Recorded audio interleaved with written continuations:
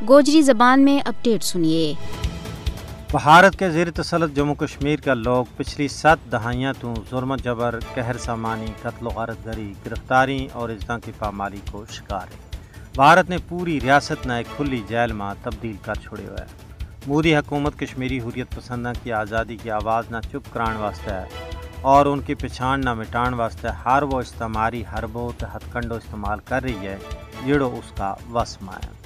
مقبوضہ ریاست جموں کشمیر میں بے گناہ عوام کے خلاف بھارت کا وحشیانہ اقدامات نے صورتحال نہ اور سنگین بنا چھوڑے ہوئے ہے۔ مقبوضہ کشمیر کا لوگ ادارہ جاتی ریاستی جبر کی وجہ نال انتہائی سنگین صورتحال میں زندگی کا تلخ ایام گزارے ہیں، لیکن اتنا ظلم و ستم کے باوجود جموں کشمیر کا لوگ 19ویں اقوام متحدہ کی قرارداداں کا نفاذ کا اڑیکوان ہے۔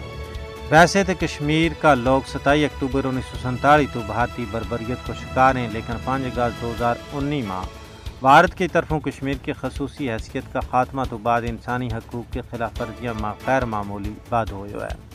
بھارت نے ڈومیسائل کے قانون میں یک طرفہ طور پر غیر قانونی تبدیلی کر کے لکھاں کی تعداد میں غیر ریاستی ہندوؤں نہ اقامتی اسناد تھما چھوڑی ہیں، جس کو مقصد کشمیر میں آبادی کا تناسب نہ بٹانو ہے۔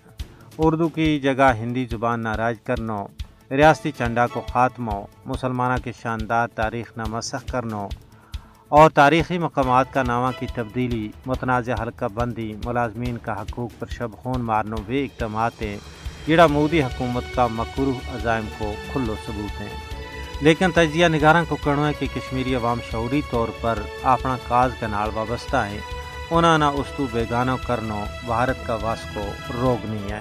کشمیر کا مصیبت زدہ لوکاں نہ بھارتی ظلم تو بچان واسطے عالمی برادری نہ اگے آنو چاہیے، یا اقوام متحدہ کی منصبی ذمہ داری ہے کہ وہ کشمیریاں نہ بھارتی غلامی تو چھڑان واسطے اپنا عملی کردار ادا کرے۔